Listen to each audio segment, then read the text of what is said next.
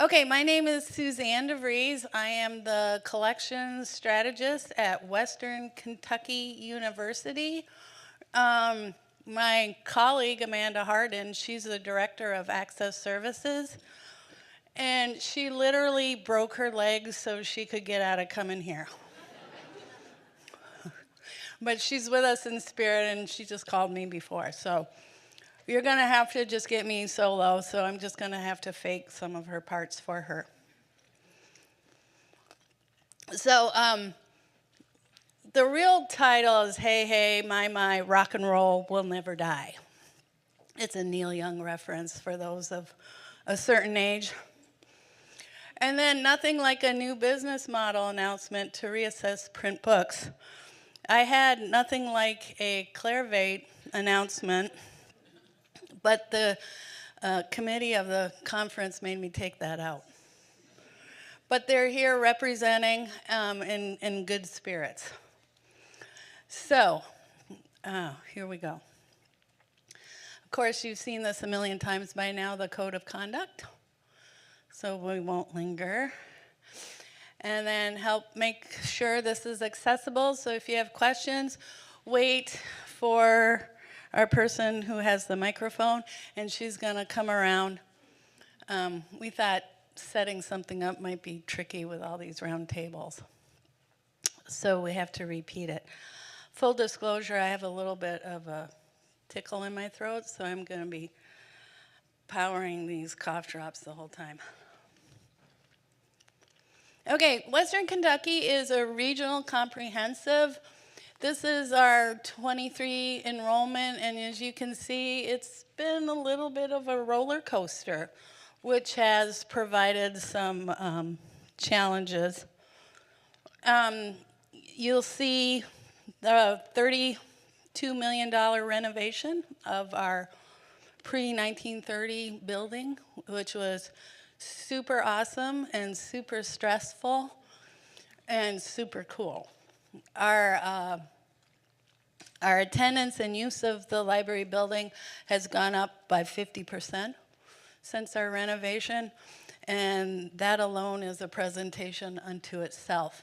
And then, of course, who can not love Big Red, our mascot? I don't know what he is. One of the stories I heard was there was an art contest within the students, and someone was so hungover, but they still had to turn in something, and they saw a McDonald's wrapper, and so they just turned Grimace into Big Red. But he does really well at mascot contests. So we're the Hilltoppers, and if you ever come to our campus, you'll see why we're the Hilltoppers, because you're either going up or down, kind of like Lehigh, if you're familiar with Lehigh University. So, February 18th, our friendly colleagues and vendors here in the room announced that they're moving to a subscription-based ebook package system and doing away with print. And I immediately thought, oh, gosh darn, but I'm pretty sure I didn't say gosh darn. What does that mean? And then I started thinking, because, I've been around forever. Wait, is this like another big deal package thing? Oh, yippee. And then the other thought was, well, crap, how am I gonna balance my acquisitions budget now? Because I don't know about all of you, but in order to keep my collections budget on task, sometimes one-time money like book budgets really help you out in a pinch. So if we're not going to have one-time book budget and we're going to go to a subscription base, which I'm sure is going to include annual inflation increases, and you know the drill, my heart kind of sank. And then I did a quick analysis of the average cost of a print book, which is $66.87. Now, that was just our institution for 5 years. And then the average cost of an ebook was more than double. So what does that mean as far as how much content I can actually get? So then Neil Young comes again. It's better to burn out than it is to fade away. But is it? Is it really? So let's go through my analysis, and then you can tell me what y'all think. So why is it a good time now to analyze our print book usage? Well, one thing in 2022, we combined all of our print books into one location, A to Z. So we had an education library down the hill in the education building. And we also had separated collections into what was called VPAL, Visual and Performing Arts. The problem with the VPAL library, separate library, is it had art and it had music and music performance and stuff like that. You had really weird call numbers across the range, so that if you went into the main stacks and you went up to M, you're like, oh, if you're looking for these materials, go to this other building, which is kind of a buzzkill. So in 2022, we moved the education library up to the main stacks. And then a little after that, we moved the VPAL stuff into the main stack. So we finally had everything in the A to Z call range.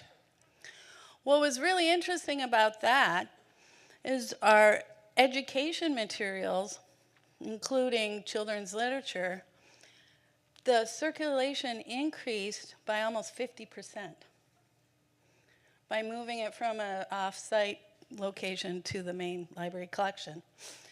And the visual and performing arts wasn't quite 50%. It was more like in the 23, 24% range. So I think by removing some of the confusion, that was really helpful to our collection and circulation. But you know, the libraries are always pressed for space, right? So we've been asked to do a physical space assessment for growth, not only for the collection, but the reorganization of the stacks to include more study space. How many of you in the room has had to do the same thing? Yeah. Because space is a premium. Space costs money, etc. We didn't have a history of weeding very much, like at all. It was kind of sad. But we got all the subject specialists, and we came up with criteria, and we did a huge weeding project. And I was curious to see how that affected our circulation. We had a voluntary retirement incentive plan. So we've had a significant turnover of librarians recently. So a study like this would be interesting to talk to our new librarians and pick their brains about what they were doing as far as selection of materials and so forth. And then you remember that first slide where our enrollment tanked? Well, not tanked, that's overemphasizing, but you know, we've lost in our library since 2017 $2 million of our budget, which is not recommended. But so finally, our print budget had stabilized. So that was a good thing, so that we're in a steady situation right now. And then we were also interested in the use of the collection post-COVID. So that's why now.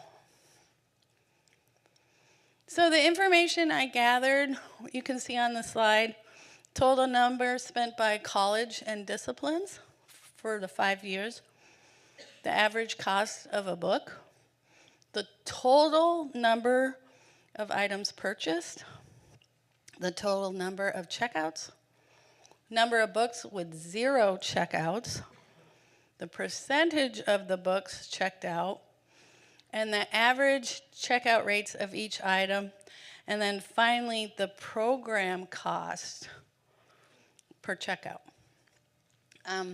I really wanted to drill it down to the program areas as we look at when programs grow and how we're going to respond to that.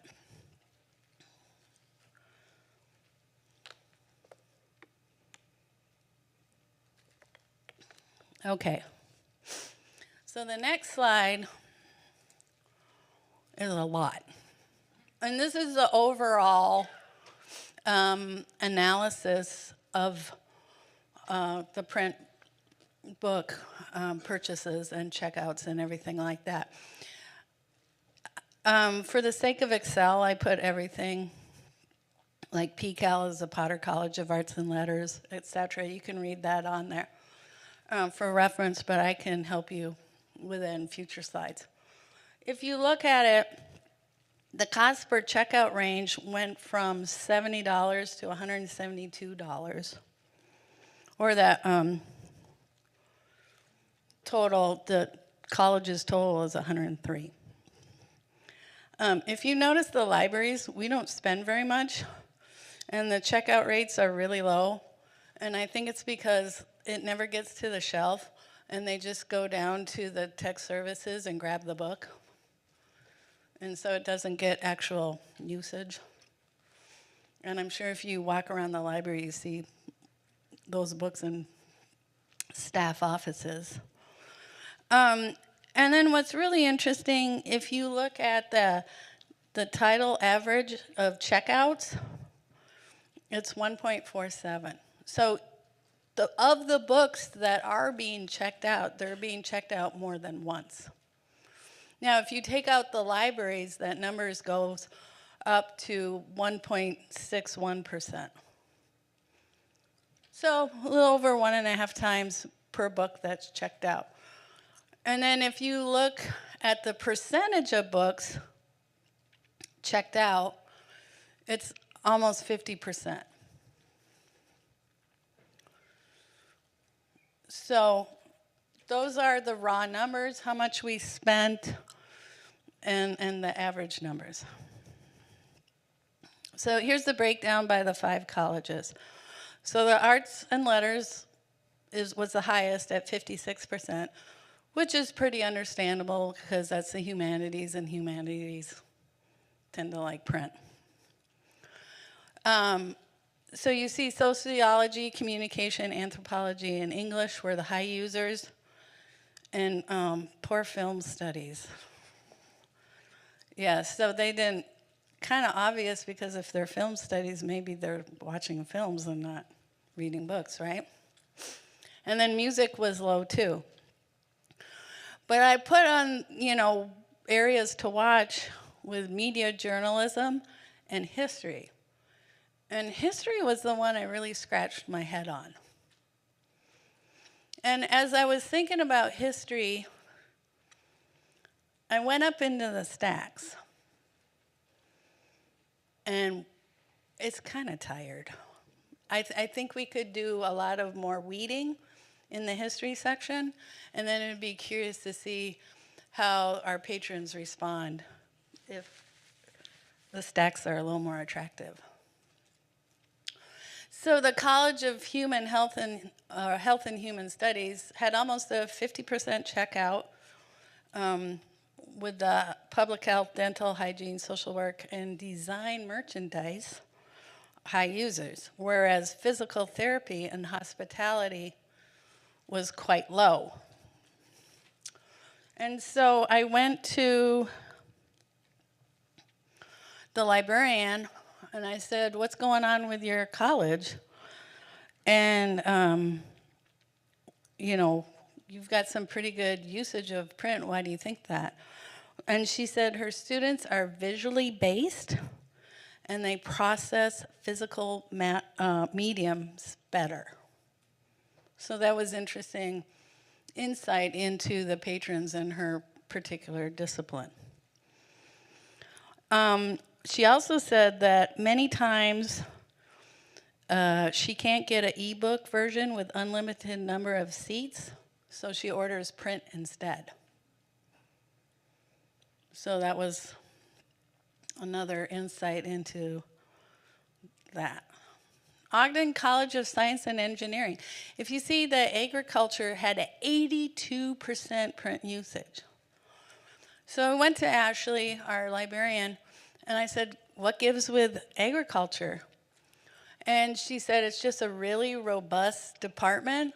They come to her for a lot of instruction, and they're very responsive. So that one-on-one discipline, subject liaison relationship was just so important for that. And you can see the others are pretty high and could do better, but she's new. I think this is her second year, maybe third, I can't remember. So she's building relationships over time. Gordon Ford College of Business, I was actually kind of excited about that because that poor college has been kicked around with subject librarians for a long time now. They haven't had a steady liaison to the college for a long time. So honestly, I thought that was pretty good. And then the College of Education and Behavior Sciences was pretty low, which was a little surprising to me. But when I did a further analysis on the youth literature, they're just ordering so much, and just a portion of that is getting checked out. And I'll talk more about that in a little bit. And then counseling was a little slow too.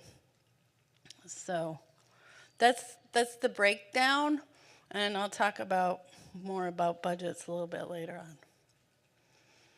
So how do you measure success with print usage? That was my question. So one theoretical way to measure success would be compare the average cost of each checkout to the average cost to purchase a book in each fund code. If the fund codes with a high cost per checkout are excluded, so I took out film studies, marketing, economics, leadership studies, physical therapy, hospitality, engineering, manufacturing, and I took out agriculture because it was such an outliner. So I took those out. So if the fund codes with the high cost per checkout are excluded with each college, then the average cost of the checkouts is similar to the average cost per book by fund code, as indicated on the slide in front of you. So if you see the two lines, they're pretty much on point. That's one possible way to measure success. Another one would be to look at the percentage of books checked out. Now, if you look at that with Gordon Ford College of Business and College of Education and Behavior Sciences are a little low, but the rest of them are hovering around 50%. And I wanted to poll the room. How many of you think 50% checkout of your print books is acceptable or a good judge? Is that something that you would strive for? Yeah, I thought there's some older studies that said 50% would be good if you're doing a just in time kind of model. So I think if we altered the education college a little bit, we could tweak that and get 50% pretty much overnight without thinking. And poor libraries, like I said, we're not very good at collecting our own statistics sometimes. And then the other how to measure success, if you look at it, the average multiple use was over 1.61% or 1.61. So the books that we are buying and do get checked out, they get checked out more than once, which I think is a really good sign, because it's something of interest and useful. If you look at the total number of books, oh my goodness, I'm getting the warning. 32,000 total checkouts, almost 5% were new books, which means 44 books circulated per day. That's not including the summer months, because I took out the summer. But that shows you the overall health of the collection. And this excludes, this is just the stacks. I took out all the room reservations, the course reserve stuff, all that. And then this is a percentage of the book budget per college. And at this time, we're not changing what percentage of the funds, but we're going to tweak within each college first, and then in 2 years redo it. Well, we're in the first year already. And I thought this was interesting. Our science librarian, for a very short time, asked, what is your preferred type of book to use? And as you see, 42% asked for print. And this was in the College of Science and Engineering. So I thought that was interesting too. And a shout out to Ashley, our STEM librarian, for doing that. So further action is a correlation of health of call ranges to checkout rates. Follow up with the subject liaisons for another year. Should we ask that question in our formal assessments in all classes? And then I really want to run the same report in 2 years to capture 5 years when the collection was in order from A to Z, and give the librarians a little time to develop their relationships. And then this year, we're running a green glass report on our collections as well for more targeted weeding this summer. So that's my presentation, and we're going to open it up to Q&A. And if you have any questions or comments or maybe some successes with your print that you would like to share, I'd appreciate that.